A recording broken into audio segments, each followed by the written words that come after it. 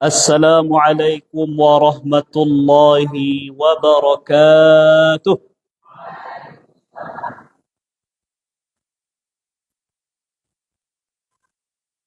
Alhamdulillah. Alhamdulillah wa kafa wassalatu wassalamu ala sayyidina al-Mustafa wa ala alihi wa ashabihi ahli sidqi wal wafa. أشهد أن لا إله إلا الله وحده لا شريك له وأشهد أن سيدنا محمدا عبده ورسوله وصفيه من خلقه وخليله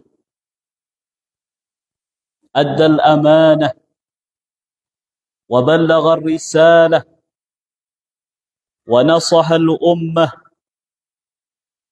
وكشف الله به الغمة حتى أتاه اليقين. اللهم بك أمسينا وبك أصبحنا وبك نحيا وبك نموت وإليك المصير. أمسينا على فطرة الإسلام وعلى كلمة الإخلاص وعلى دين نبينا محمد صلى الله عليه وسلم وعلى ملة أبينا إبراهيم حنيفا مسلما وما كان من المشركين.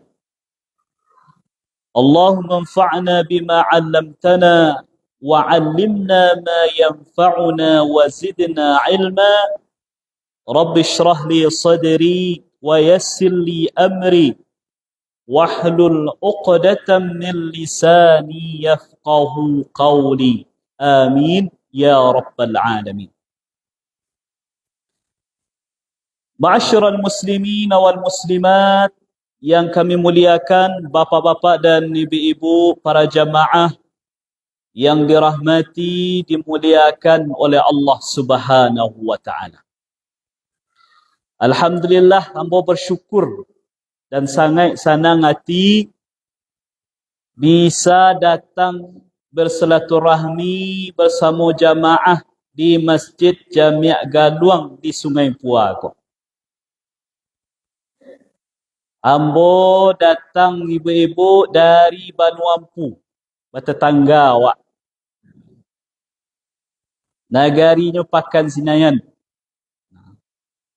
Alhamdulillah, salah satu keistimewaan masjid-masjid yang ambo calik minimal di masjid-masjid yang pernah ambo kunjungi, jamaah yang hadir pengajian lebih dibandingkan masjid-masjid lain. Alhamdulillah. Mengaji ambo di Masjid Raya Limo Suku. Ya, Limo Suku. Limo kaum tu Limo Suku. Limo Suku, Pak. Begitu juga. Ibu-ibunya rami, apa-apa rami. Kalau di sebagian masjid, salat maghribnya alhamdulillah lain rami. Tapi ketika tiba pengajian, kadang ustaz ko dikawani de imam jogari sesurah. Kalau kini alhamdulillah, apa-apa je ibu-ibu, bahkan muda-muda pun hadir. Mudah-mudahan kau menunjukkan negari kita kau betul-betul negari yang diberkahi oleh Allah Subhanahu wa taala. Amin ya rabbal alamin. Bapak ibu-ibu, perkenalkan sebagai ta'aruf, perkenalan awal, nama ambo diagiah oleh orang gaib, Ahmad Iqbal. ketek banamu gadang bagala, dia gala kari marajo. Ada awak pandai mengaji segetik-segetik ke bapa ibu, dia gala kari. Tapi ibu-ibu jangan kari na lain lagi. Kadang orang kalau memasak kan adalah kari ibu, kari kambing, kari ayam. Padahal Alhamdulillah, ya, lagi negari asa di Sungai Tanang, pai marantau ndak jauh-jauh ada bu, kapakan Senayan. Jadi hikmahnya orang rumah yang dakik ko bisa tiok sebentar silaturahmi ke rumah orang gaib. Alhamdulillah.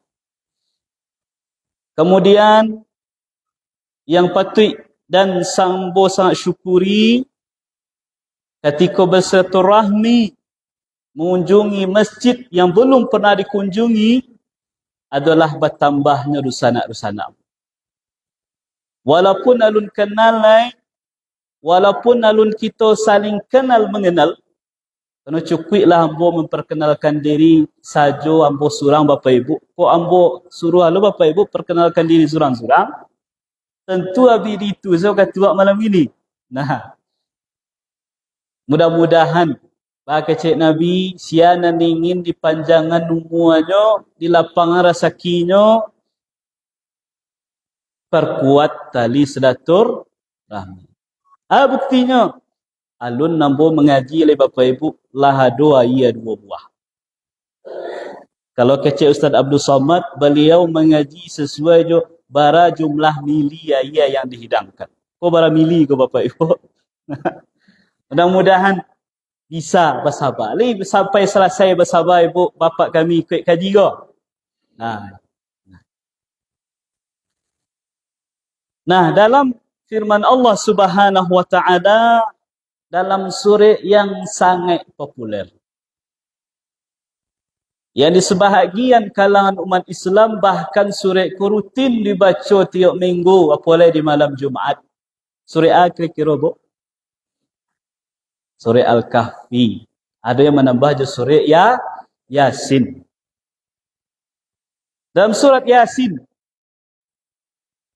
dalam pada ayat ke-12 Allah Subhanahu wa taala berfirman, "Inna nahnu nuhyil mauta wa naktubu ma qaddamu wa atharahum wa kulla syai'in ahsaynahu fi imamin mubin." Sungguh kamilah yang menghidupkan orang-orang yang mati, dan kamilah yang mencatat apa yang telah mereka kerjakan dan bekas-bekas yang mereka tinggalkan, dan segala sesuatu kami kumpulkan dalam kitab yang jelas, yaitu Lauhul Mahfuz. Jadi Bapak Ibu-ibu, kita melakukan amalan ko, pahalonyo, karakternya ada 2 untuk awak. Ada bentuk aliran pahala, 2 bentuk aliran pahala untuk kita. Tipe yang pertama amalannya adalah, iaitu amalan yang kita lakukan, meninggal awak, dah stop. Tak ada mengalir pahala lagi, habis sampai sini. Tapi ada pula karakter tipe amal yang dilakukan dan ketikalah meninggal orang yang melakukannya, walaupun dia tak melakukan lain, tapi manfaatnya masih dirasakan oleh orang yang dia tinggalkan. Maka pahalanya tetap mengalir kepadanya selagi manfaat masih dirasakan oleh orang yang itu. Jadi Bapak Ibu, kita harus punya nan 2. Amalan yang mengalir ketika kita melakukan, stop ketika meninggal, dan amalan yang tarikh mengalir bahkan ketika mati pun masih mendapat pahalanya awak. Dan karakter amal kedua kolah yang menjadi kajian kita pada malam hari ini. Di dalam sebuah hadis yang diriwayatkan oleh Imam Al-Bazzar di dalam kitab Musnad beliau, yang dinilai oleh para ulama sanadnya adalah hasan. Artinya hadis ko kualitasnya baik walaupun di bawah hadis sahih, tapi masih bisa kita jadikan dalil, jadikan hujah. Kata Nabi sallallahu alaihi wasallam. Jadi tiok nama Nabi disebut Bapak Ibu, biasakan di sana awak baca sallallahu alaihi wasallam. Kata Nabi, abkhalun nas man dzukirtu indahu wa lam yusalli alaihi. Orang paling pilih, paling cekik adalah orang yang ketika disebut namaku di hadapannya nya ndak ada selawat. Kira-kira ibu-ibu lain nama hamba sabit pilih. Tak bu? Tak. Pilih ku sifat buruk. Bahkan orang pilih pun tak muahnya dipanggil pilih. Saking buruknya sifat pilih ko, bakhil ko. Orang bakhil pun tak suka kalau nya digelari bakhil, padahal nya bakhil. Nah, orang paling bakhil kata Nabi disebut nama Nabi di hadapannya tapi nya tak berselawat. Jadi ketika nama Nabi disebut biasakan baca sallallahu alaihi wasallam atau Allahumma salli ala Muhammad. Kata beliau, riwayat dari sahabat yang mulia Anas bin Malik radhiyallahu anhu, Nabi sallallahu alaihi wasallam bersabda, "Sab'un yajri lil 'abdi ajruhunna wa huwa fi qabrihi ba'da mautihi." Sab'un, ada 7 bentuk amalan yang senantiasa mengalir pahalanya untuk seorang hamba walaupun dia sudah berada di dalam kuburnya setelah dia mati. Mengalir taruh, tak berhenti-henti.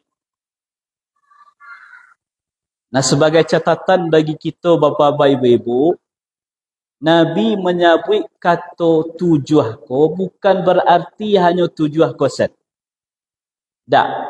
Nya bukan bermakna lil hasar, membatasi, tapi sebagai sampel, sebagai contoh. Makanya dalam riwayat lain yang sangat populer, Nabi menyampaikan kalau anak ada manusia meninggal dunia, ada 3 amalannya yang mengalir tarikh pahala.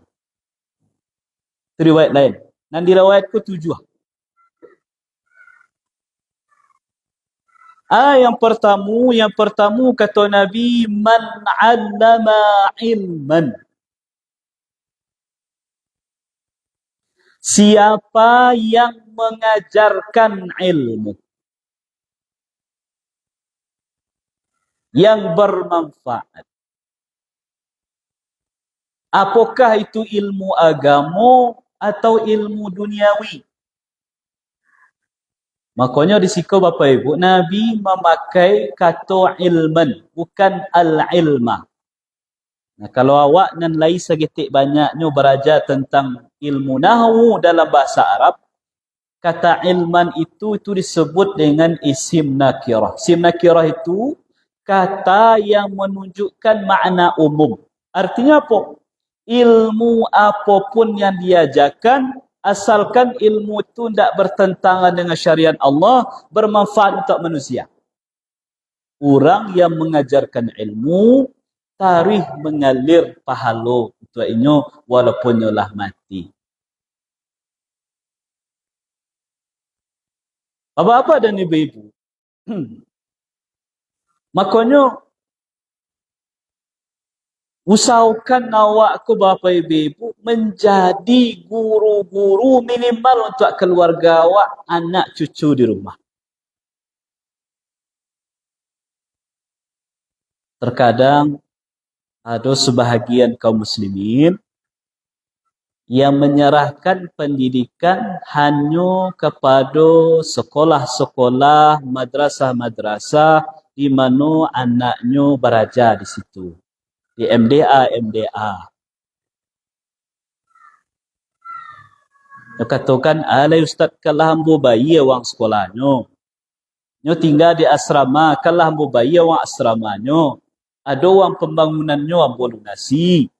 Segala macam. Ajolah itu kan tugas guru.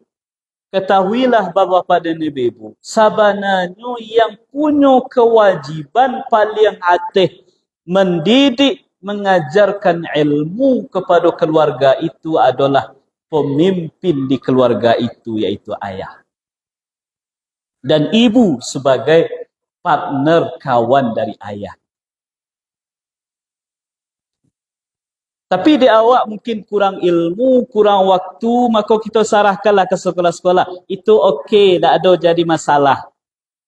Tapi yang jangan sampai terjadi, jangan sampai indah ada peran sedikit pun dari diri kita untuk mengajarkan, mendidik keluarga awak minimal. Ustaz ambo bukan buya, bukan ustazah, bukan kiai, bukan ulama. Ba perlu ambo kan majak. Kan tak harus majanan sulit-sulit. Nan bisa dia awak. Majakan ba cara semayang, majakan cara berwuduk dan bertua kepada anak cucu kita. Jangan dianggap remeh bapa ibu.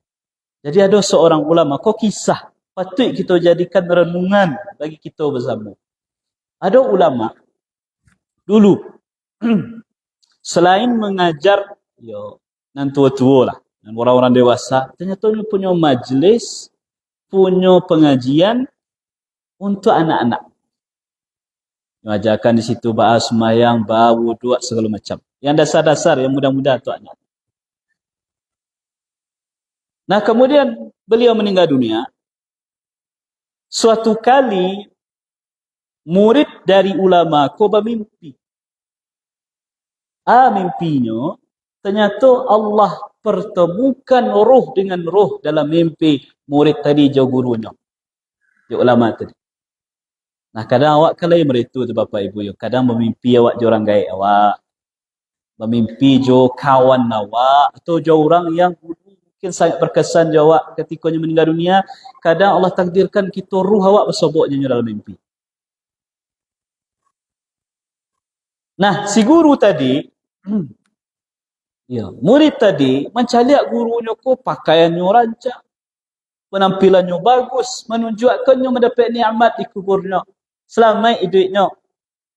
Bertanyalah si murid tadi ke gurunya, wahai guruku, apa amalan yang engkau lakukan sehingga Allah berikan keutamaan fadilah yang luar biasa seperti ini?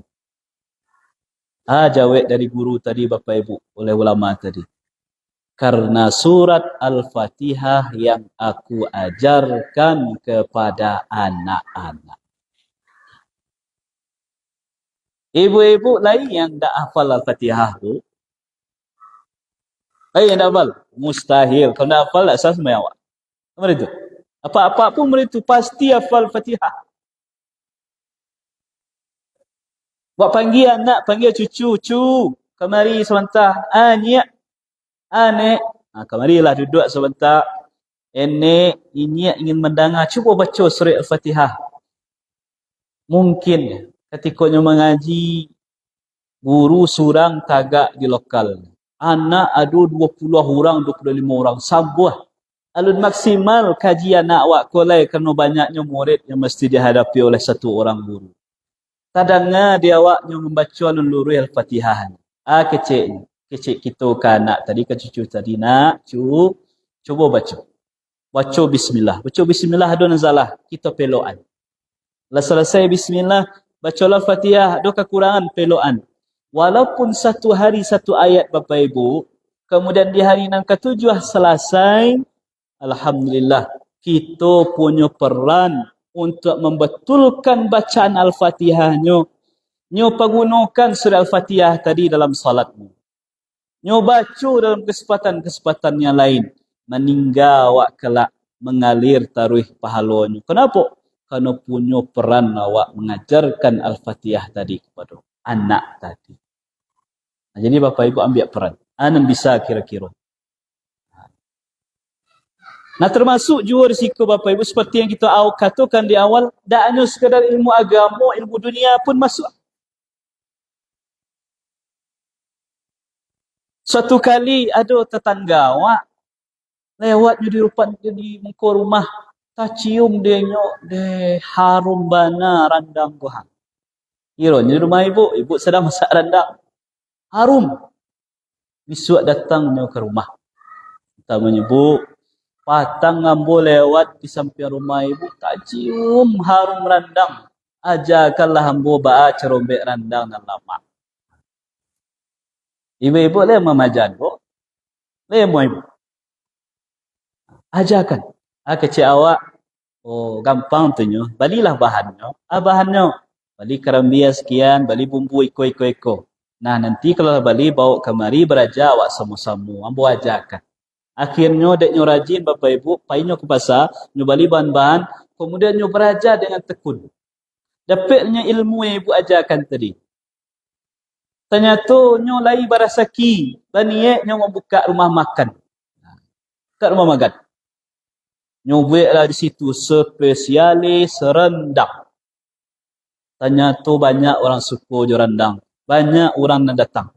Deklah rami orang nak datang. Yang awalnya karyawan hanya berdua, kini bertambah 5, 10 sampai 20 orang. Bayangkan ibu-ibu, ibu mengajarkan ilmu masak rendang ke surang orang. Kemudian dengan ilmu rendang tadi, bara kepala, bara manusia yang bisa dia nafkah dengan itu.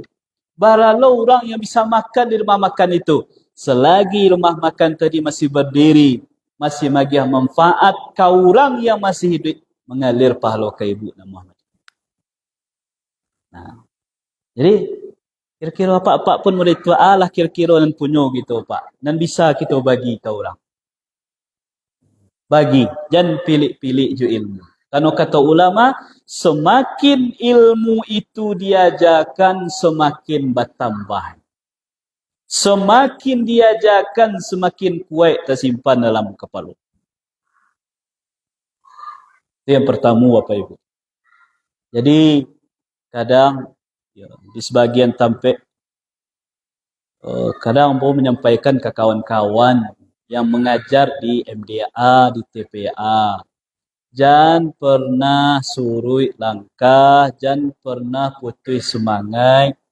Baranti maja menjadi guru MDA, dek alun bisa mendapatkan honor yang layak. Di sekolah MDA bu, lain. Bara gaji guru, lain 3 juta. Banyak nan galak. Kalau galak, kalau nampak copi pak. Karena ambo tahu. Bukan tahu risiko ya. Kalau risiko ambo tak tahu tak bara gaji guru. Tapi di banyak tempat kurang terhargai. Jangan putus semangat. Walaupun alun lain sesuai dengan awak inginkan dari segi gaji, honor itu. Niatkan. Ilmu solat yang diajarkan. Ilmu wuduk diajarkan. Alih bata, iqra' Quran, doa, zikir, penyelenggaraan jenazah lain sebagainya. Dek tangan guru tadilah berbuah hasilnya si anak tadi bisa melakukan ibadah. Beribadah anak tadi. Maka guru dan mengajarkan mengalir pahala tarikh bara kemuliaan. Tetapi tetap kita imbau. Kok seandainya alun lain sesuai dengan yang diharapkan. Saya ingin sampaikan ke pengurus masjid, ke masyarakat, ke perantau, ke donatur-donatur. Selain infak sedekah awak untuk musaji, untuk anak yatim, segala macam. Jangan pernah lupakan puluh perjuangan untuk pendidikan agama di kampung. Ketika guru tadilah dimakmurkan, distandarkan gaji honornya, insya-Allah ketika dipimpin oleh pemimpin yang baik akan semakin berkualitas pendidikan ilmu yang diajarkan kepada anak-anak. Kadang sebagian tempat Bapak Ibu, kadang uang ngaji SPP-nya 10,000-nya mau lebih hutang 6 bulan. Tahu Ustaz, ambo malasuan. Jangan sampai. Ilmu akhirat diajarkan masa hutang. Niatkan untuk perjuangan mengalir pahala. Bapak-bapak dan ibu-ibu jamaah yang dirahmati dan muliakan oleh Allah Subhanahu wa taala. Kemudian yang kedua sekaligus nan ketiga, kerana aku hampir-hampir mirip. Au ajra nahran au hafara bi'ran. Dua dan tiga. Iaitu seseorang yang punya peran mengalirkan saluran air atau menggali sumur, kemudian airnya bisa bermanfaat untuk orang banyak. Jadi ko sangkui pawik jo air. Air yang ada di batang air, masuk ke irigasi, mengaliri sawah-sawah. Air yang bisa dimanfaatkan untuk kebutuhan rumah tangga. Air yang bisa dimanfaatkan untuk minum teranak. Air yang bisa dimanfaatkan untuk kebutuhan-kebutuhan yang lain. Kerana kita tahu Bapak Ibu, air ku adalah kebutuhan yang termasuk paling pokok dalam hidup kita. Orang bisa bertahan hidup kalau tidak makan beberapa hari, tapi manusia tidak bisa bertahan hidup kalau lah tidak minum beberapa hari. Kalau tidak percaya, cuba ibu jawab kami beli nasi bungkus. Tapi tidak ada dia minum. Tak ada minum. Tak ada minum seharian tu, Bu. Kira-kira terjadi. Bahaya tak? Tapi tak ada nasi bungkus. Dan air minum masih ada. Masih aman hidup awak? Man. Apa lah airnya air zam-zam kan? Nah, jadi setiap orang yang berperan Bapak Ibu, nyo satu gotong royong, di seolah ala dek nyak jorong atau nyak wali, bapak-bapak, saudara-saudara kami, mari sejenak kita luangkan waktu bergotong royong di hari Minggu ko untuk bersama-sama membuat saluran irigasi air ke sawah-sawah kita. Nah, orang yang ikut gotong royong tadi Bapak Ibu, kok lai ikhlas hatinya satu itu mengalir air lancar ke sawah-sawah. Selagi masih mengalir air itu ke sawah-sawah masih manfaat untuk banyak orang, meninggal orang yang gotong royong tadi mengalir pahalanya kayaknya tadi. Air. Atau ada orang yang cari orang kampungnya susah air. Jadi dulu negari Bapak Ibu nan sulit air. Makanya negarinya sulit air. Ada orang yang terketuk hatinya mencaliak tetangganya, sanaknya pergi membeli air. Maka berfikirlah di mana bisa cari sumber air. Sehingga sanak-sanak ambo, orang kampung ambo tak perlu beli air. Nyo berdoa ke Allah, nyo ikhtiar tanya tu dengan ilmu yang nyo miliki, bersoboklah nyo galilah tanah, kemudian ketika menggali itu Allah anugerahkan kadua air. Diubik semua. Ketika itu orang yang kampung yang awalnya membeli air susah mendapatkan air, batu-batu atau tolong bana. Lancar mandinya, lancar minumnya, bisa pula untuk keperluan lain. Ada orang tadi surang dengan keinginannya, dengan ikhtiarnya, dengan doanya untuk menggali semua tadi. Maka walaupun nyolah meninggal dunia mengalir taruh pahala. Semakin banyak yang memanfaatkan air, semakin banyak pahala yang mengalir. Nah makanya Bu, bapak kami, kok punya kita semua di rumah. Sumber air pribadi. Kemudian tetangga awak mungkin tak punya itu, kesulitan yang punya air. Dia awak berlebih-lebih. Jangan pilih kecian ganyo. Balilah masin, balilah pipa atau paralon. Masuk Allah ke semua kuah, berbagi air awak. Masya Allah. Masalah air termasuk hal yang mengalir pahalanya taruh kepada orang dan lain berperan untuk itu. Kemudian yang selanjutnya Bapak Ibu nan kampe au gharasa nakhlan, seseorang yang menanam kurma.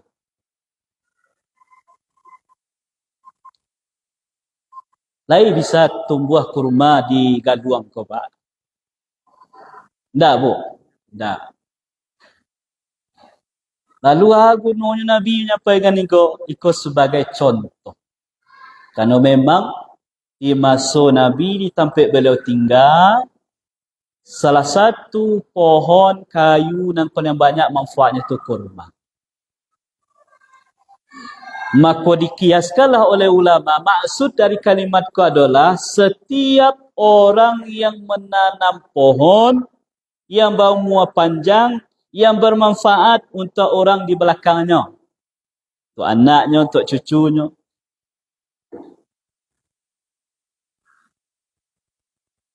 Makanya Bapak Ibu, ketika kita punya rumah, halamannya laweh. Kemudian, ini kita dulu, enek kita dulu, jangan meninggal kini, nyo dulu tanam rambutan, nyo tanam mangga, nyo tanam paraweh. Kalau indak paru-paru bana, tolong jangan ditabang. Biar selagi. Kenapa? Karena bisa jadi orang gaib kita dulu, nyo mendengar pengajian dan sama nyo dengar hadis kok. Dari buyanya dulu. Makanya carilah bibit rambutan, mangga, segala macam tadi nyo tanamlah di halamannya laweh. Tadinya niatkan, ya Allah, ambo tanam rambutan kuah, mangga kuah, paraweh kuah. Kok seandainya tak bisalah ambo menikmati minimal bermanfaat untuk anak ambo, bermanfaat untuk cucu ambo, bermanfaat untuk orang kampung ambo, untuk siapa saja yang bisa mengambil manfaat dari kayu ko, dari buah ko, mengalirlah hendaknya pahalanya untuk ambo ya.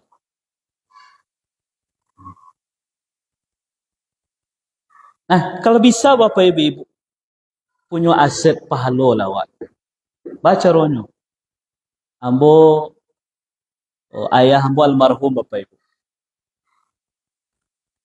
Di awal-awal beliau menikah, di umur beliau 30 tahunan,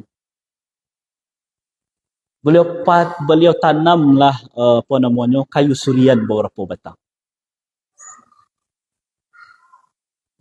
Kecek pasan beliau ke ibu ambo. Ibu ambo cerita, ko surian kayu ditanam, kita tanam, kok lai rancak gadang tumbuhnya nanti, ko bukan untuk dijual. Tapi ko ado anak kita bersaki nanti. Bisa nyombek rumah. Tabanglah kayu ko, dibian pintu, dibian jendela. Alhamdulillah Bapak Ibu, dari sekian batang yang ditanam, ada beberapa batang yang rancak, gadang. Kemudian kami, pada sana ada beberapa orang yang Alhamdulillah, dari rezeki oleh Allah, bisa bangun rumah. Jadi kayu untuk beg pintu, kayu untuk beg jendela dan keperluan yang lain, diambil dari kayu yang ditanam oleh orang gaib sekitar 40 tahun yang lalu. Selagi rumah tu berdiri, masih terpakai jendela je pintunya, mengalir pahala ke orang yang menanam. Jadi Bapak Ibu, itu salah satu amalan yang rasa-rasanya tak susah. Tapi mengalir tarikh pahala. Oh Ustaz, kok awak tanam paraweh, buah segala macam, tak orang yang makan dah, binatang dan makan. Ada menekan biasanya, kalau di kampung ambo namanya kaluak. Di Sikwa namanya tu Bapak Ibu. Kelelawar. Tapi ambo kaluak namanya.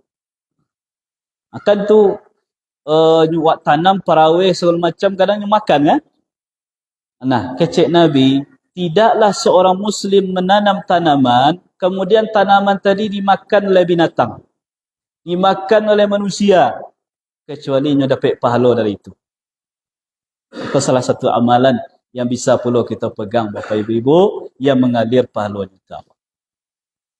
Yang selanjutnya aubana masjidan, atau seseorang yang ikut berpartisipasi dalam membangun masjid. Alhamdulillah, usaji awak megah, rancak, nyaman. Bangunannya megah, lapiaknya lembut. Kalau tak hati-hati, mungkin nama takaluk awak serang sujud. Saking nyaman. Sebagian tampik Bapak Ibu, dia mungkin kurang dana, ada musaji, ada surau yang lah kareh kapal itu kalau sujud awak babakeh situ. Lain macam itu. Lain kasi alhamdulillah. Abah nyaman. Mikrofon, masya-Allah. Ambo paling semangat kalau di surau musaji kalau mikrofonnya rancak mengaji. Lasu awak mengaji. Jadi imam pun luar biasa. Semangat. Nah, setiap orang yang punya perannya sehingga berdirilah rumah Allah ko dengan baik, jalan kegiatannya dengan baik, makmur masjidnya, kata Allah, kata Nabi, man bana lillahi masjidan banallahu lahu baitan fil jannah. Siapa yang ikut berpartisipasi membangun masjid dengan niat betul-betul karena Allah, bukan karena maksud yang lain, maka Allah sediakan, Allah bangunkan untuknya sebuah rumah di syurga. Bahkan kata Nabi, walaupun perannya hanya seperti sebesar sarang buah. Artinya apa? Sagete atau banyak peran seseorang membangun masjid, makanya akan mendapatkan pahala yang luar biasa. Makanya Bapak Ibu, apalah yang menjadi pengurus-pengurus masjid. Salah satu amanah dan agak sulit mendapatkan. Agak sulit mencari orang yang nampak menerima. Yaitu amanah jadi pengurus masjid. Tak tahu kalau ambo di situ. Kalau di kampung ambo susah. Kadang nak menjadi pengurus itu ke itu seorang. Kenapa? Karena menjadi pengurus masjid go bagaji indak. Naik pangkit pendak. Kadang upek diterima. Lah panik awak kerja orang upek je. Bahkanlah keluar dana dari saku orang tak senang juga. Banyak je tak suka orang. Banyak ujian. Tapi kita sampaikan kepada bapa ibu kami yang diamanahkan dan mengambil amanah sebagai pengurus masjid. Nya bukan sekedar taklif tapi juga tasyrif. Artinya tu memang kerajanya baik tapi di sisi lain mulia yang luar biasa di hadapan Allah. Masjid kau berdiri taruhnya. Masih ada yang salat, masih ada yang beribadah. Meninggal awak nanti mengalir taruh pahala ke orang yang ikut berpartisipasi membangun. Tak hanya fisiknya, tapi juga memikirkan ba'a masjid ko bisa makmur dengan kegiatan-kegiatan. Nah, Bapak dan Ibu rahimakumullah, kemudian yang selanjutnya adalah yaitu man warratha mushafan. Seseorang yang mewariskan, yang mewakafkan mushaf Al-Quran. Nyobalian Quran, taruh di masjid. Atau nyewakafkan ke masjid. Kemudian Quran tadi dibaca, dikaji oleh jamaah. Kemudian ketika Quran itu masih dibaca, mengadalah pahala kepada orang yang berwakaf. Tapi ambo punya saran segitik Bapak Ibu. Bagi nan baniai untuk berwakaf Quran, tolong disurvei dulu. Maksudnya, kadang banyak orang Bapak Ibu semangat beramal, niatnya bagus, tapi kurang cerdas beramal. Musajid itulah banyak Quran. Dari nan lama yang cabiak-cabiak sampai nan terbaru. Bahkan Ramadan sebelumnya ada orang yang bagi Quran, belum tak buka plastiknya lah. Karena yang lama masih rancak. Berarti kok kurang tepat sasaran. Lalu baca caranya, cari informasi. Oh, ternyata ada MDA, ada TPA, ada Pondok Tafiz. Kita teleponlah kepala sekolahnya, Pak. Oh, Ustaz, yo. Aku ambo baniai tu wakaf Quran ko hang. Bara kira-kira jumlah santri awak. Oh, jumlah santri kami 200. Kata kaji. Berapa minyak? Ambo 10 sajalah.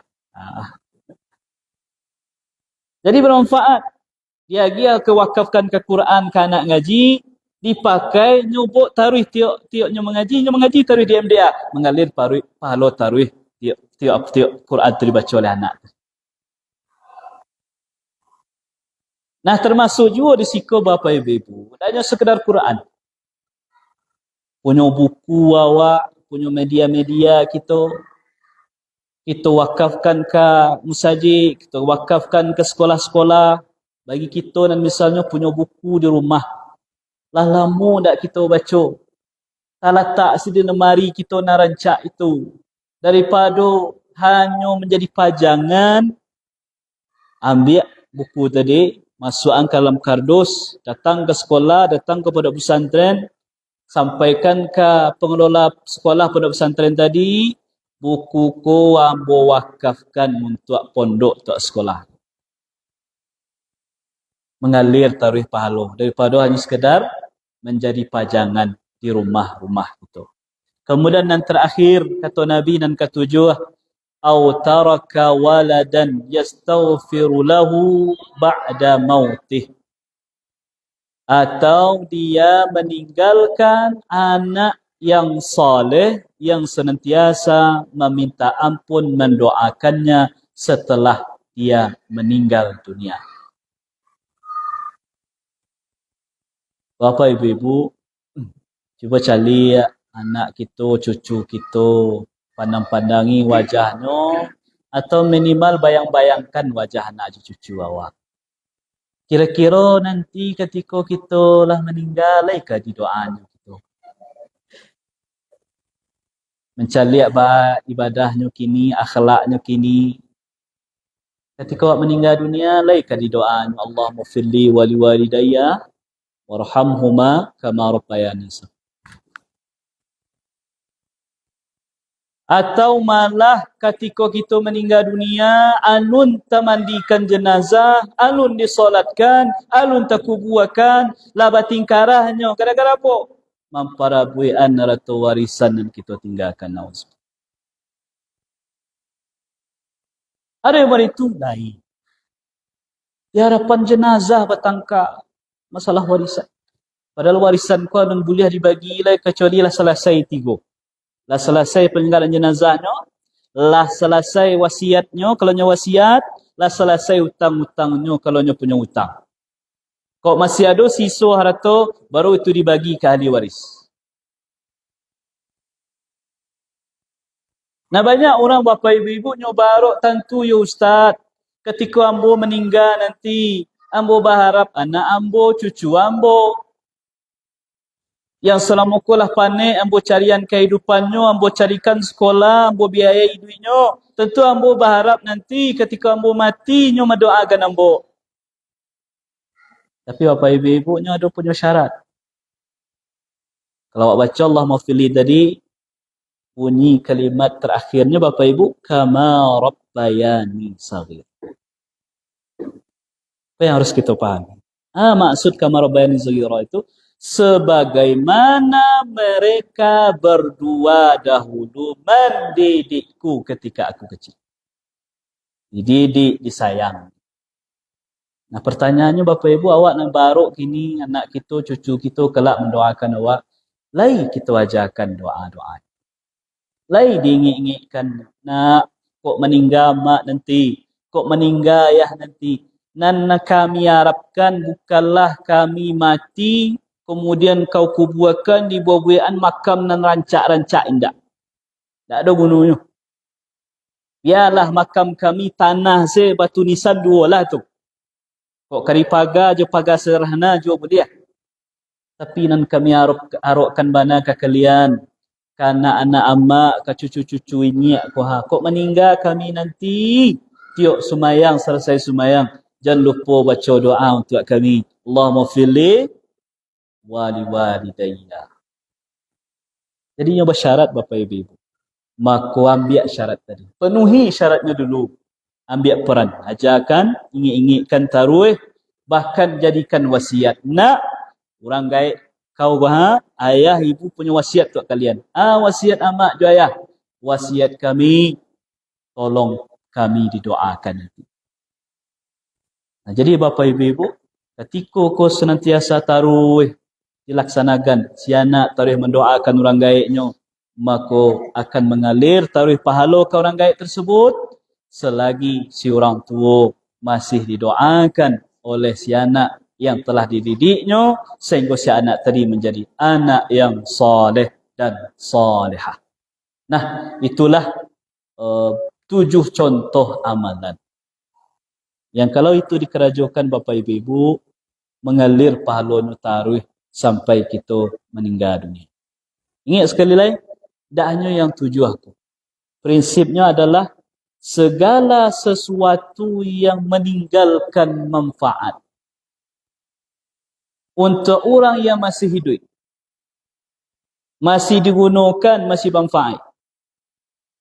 Meninggal dunia orang yang magih tadi, maka mengalirlah pahala untuk orang yang memberi manfaat tadi. Ketikanya betul-betul melakukan ikhlas karena Allah Subhanahu wa ta'ala.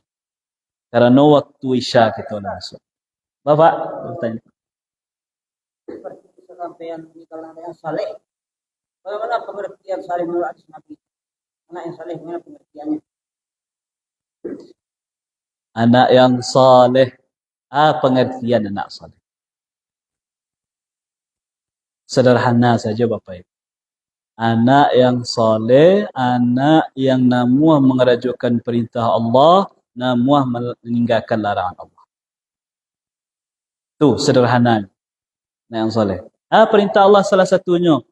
Ketika orang gaibnya meninggal, doakan orang gaib. Jadi, mendoakan orang gaib itu adalah kewajiban dari anak. Bukan pilihan, tapi kewajiban. Kok yolai sayang gitu kepada orang gaib gitu. Maka ingat-ingatlah jasanya dan elok-elok ketika beliau meninggal dunia, doakan, sambung silaturahmi taruh ke dusanak, ke kawan-kawannya. Dan elok-elok yang selama kunyo kerajukan, usahakan lanjutkan dan dibantikan sehingga mengalir taruh pahalanya kepada orang tua kita tersebut. Mungkin itu Bapak Ibu. Kita tutup dengan membaca hamdalah, alhamdulillah rabbil alamin, dan doa kafaratul majlis. Subhanakallahumma bihamdika asyhadu an la ilaha illa anta astaghfiruka wa atubu ilaik. Wabillahi taufiq wal hidayah. Wassalamu alaikum warahmatullahi wabarakatuh.